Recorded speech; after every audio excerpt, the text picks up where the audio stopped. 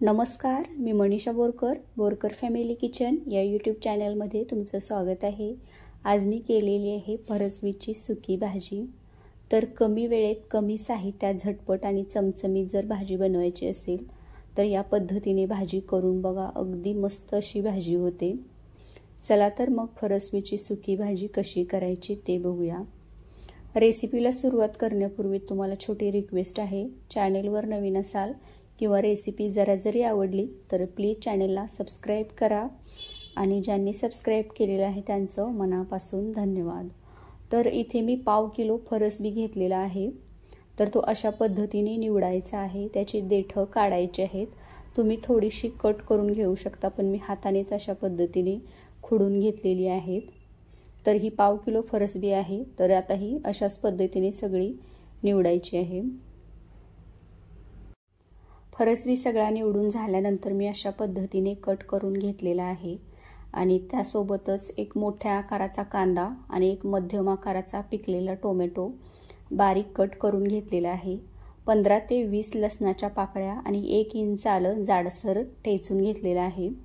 थोडीशी कढीपत्त्याची पानं आणि कोथिंबीर। नाश्त्याच्या चमच्याने एक 2 ते 3 चमचे होईल इतकी मूग डाळ घेतलेली आहे। मूग डाळ 1 तासभर गरम पाण्यामध्ये भिजत घातलेली होती। मूग डाळीच्या ऐवजी तुम्ही दुसरी कोणतीही डाळ वापरू शकता किंवा डाळ जर वापरायची नसेल तर भाजलेल्या शेंगदाण्याचं जाडसर वाटण वापरलं तरी देखील चालेल। तर भाजीची सगळी तयारी झाल्यानंतर इथे मी गॅसवरती कढई ठेवलेली आहे आणि त्याच्यात 1.5 पळ्या तेल घातलेलं आहे। तर हे तेल चांगलं गरम झाले की याच्यामध्ये थोडीशी मोहरी घालायची आहे। मसाल्याच्या डब्यातल्या चमच्याने पाव चमच्याला ही कमी मोहरी घातलेली आहे। मोहरी चांगली तडतडायला लागली की जिरे घालायचे। जिरे पाव चमचा घातलेले आहेत। जिरे चांगले फुलले की 2 चिमूट हिंग घालायचा, कढीपत्त्याची पानं आणि ठेचून घेतलेला आलं लसूण। लसणाचा हलका रंग ब्राऊन येईपर्यंत परतून घ्यायचा आहे। तर हलका असा रंग बदलल्यानंतर याच्यामध्ये मी कांदा घातलेला आहे आणि कांदा घातल्यानंतर गॅसची आच हाय करायची आहे आणि हाय फ्लेमवरतीच कांदा परतून घ्यायचा आहे। तर 15 ते 20 सेकंद हाय फ्लेमवरती कांदा परतून झाल्यानंतर याच्यामध्ये मी चवीनुसार बारीक मीठ घातलेलं आहे आणि मीठ घातल्यानंतर परत अशा पद्धतीने कांदा हाय फ्लेमवरतीच परतून घ्यायचा आहे। कांद्याला हलका ब्राऊन रंग येईपर्यंत कांदा परतत राहायचा आहे। तर आणखी थोडा वेळ आपण कांदा असाच परतून घेऊया। जवळजवळ 2.5 ते 3 मिनिटं मी मोठ्या आचेवरतीच कांदा इथं परतून घेतलेला आहे। तर तुम्ही बघू शकता कांद्याचा हलका असा रंग बदललेला आहे, खूप जास्त ब्राऊन झालेला नाही किंवा ट्रान्सपरंट देखील राहिलेला नाही। तर थोडासा ब्राऊन रंग येईपर्यंत कांदा परतून घेतलेला आहे। तर कांदा परतून झाल्यानंतर आता इथं फरसबी घालायचा आहे। इथं घेतलेला सगळा फरसबी घातलेला आहे। अजूनही गॅसची फ्लेम हायच ठेवलेली आहे आणि हाय फ्लेमवरती आता या तेलामध्ये किंवा फोडणीमध्ये फरसबी चांगला मऊ होईपर्यंत परतून घ्यायचा आहे किंवा याच्यावरती हलके असे पांढरे स्पॉट येईपर्यंत फरसबी आपल्याला परतून घ्यायचा आहे। तर आणखी थोड्या वेळ याला हे असंच परतून घेणार आहे। जवळपास 2 ते 2.5 मिनिटं ही भाजी अशा पद्धतीने मी तेलामध्ये परतून घेतलेली आहे। तर हलकी अशी मऊ झालेली आहे आणि याच्यावरती हलके असे पांढरे स्पॉट देखील आलेले आहेत। तर तेलामध्ये इथपर्यंतच ही भाजी परतून घ्यायची, खूप जास्त देखील परतून घ्यायची नाही।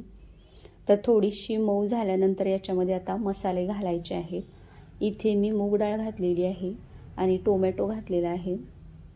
2 चिमूट हळद, लहान चमच्याने पाव चमचा गरम मसाला, नाश्त्याच्या चमच्याने 1 चमचा कांदा लसूण मसाला। तर हे आता मसाले मिक्स न करता याच्यावरती ताट झाकलेलं आहे आणि ताटामध्ये थोडंसं पाणी ओतलेलं आहे जेणेकरून कढईला भाजी चिकटून करपणार नाही।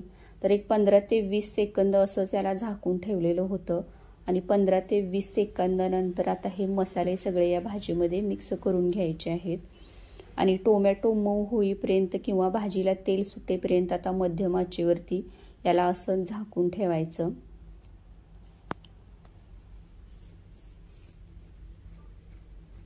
जवळपास एक 2 ते 3 मिनिटं झाल्यानंतर मी याच्यावरचं ताट काढलेलं आहे। तर तुम्ही बघू शकता भाजीला कढईने असं तेल सुटायला लागलेलं दिसत आहे आणि टोमॅटो सुद्धा मऊ झालेला आहे। याचा अर्थ भाजी झालेली आहे। ही भाजी शिजायला जास्त वेळ लागत नाही कारण आपण भाजी चांगली परतून घेतलेली आहे तेलामध्ये, त्याच्यामुळे अर्धवट भाजी तिथे शिजलेली होती. तर भाजी आता शिजलेली आहे. तर याच्यामध्ये थोडीशी कोथिंबीर घालायची आणि परत मिक्स करून घ्यायचं. तर झाकण काढल्यानंतर सुद्धा 1 मिनिटभर याला खालवर करून घ्यायचं आहे. त्याच्यानंतर मग कोथिंबीर घालायची आहे. तर हे थोडंसं असं मिक्स करून घेतलेलं आहे. भाजी आपली तयार झालेली आहे. तर मी गॅस बंद केलेला आहे. तर या पद्धतीने फरसबीची भाजी करून बघा, चवीला खूप छान लागते. टिफिनला देण्यासाठी अगदी उत्तम अशी भाजी आहे. तर या पद्धतीने फरसबीची भाजी करून बघा. आवडल्यास व्हिडिओला लाईक करा, शेअर करा आणि चॅनेलला सबस्क्राईब पण करा. व्हिडिओ पाहिल्याबद्दल धन्यवाद.